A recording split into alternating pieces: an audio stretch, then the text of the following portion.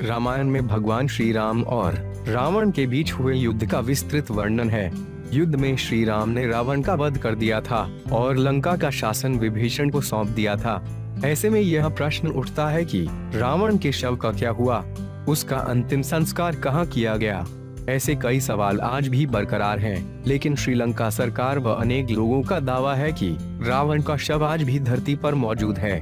उसे मम्मी बनाकर सुरक्षित रखा हुआ है, जैसे मिस्र के पिरामिडों में प्राचीन काल के राजाओं के शव रखे जाते थे।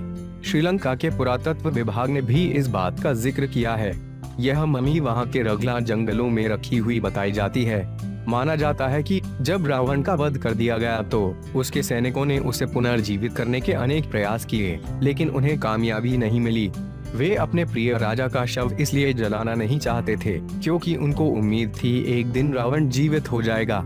इसलिए उन्होंने शव को सुरक्षित रखने के लिए विभिन्न रसायनों का इस्तेमाल किया और उसे मम्मी के रूप में रख दिया। माना जाता है कि रागला के जंगलों में रावण की मम्मी आज भी रखी हुई है। यह काफी घना जंगल है जहां अनेक हिंसक पशु रहते हैं।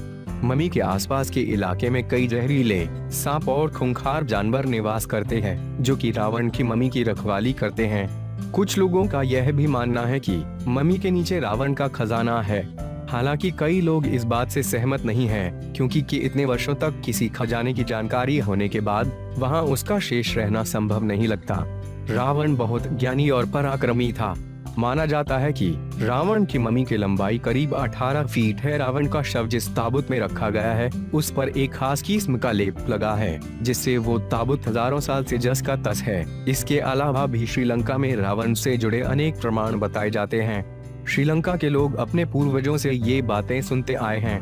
हो सकता है कि इनमें कई बातें विज्ञान की कसौटी पर खरी न उतरे, लेकिन वहाँ के लोगों की अपनी मान्यताएं हैं और मान्यताएं प्रायः किसी वैज्ञानिक कसौटी की परवाह नहीं करती। श्रीलंका में आज भी रामायण से जुड़े कई ऐतिहासिक स्थल मौजूद हैं, जो बीते हुए रामायण काल के इतिहास की गवाही देते हैं।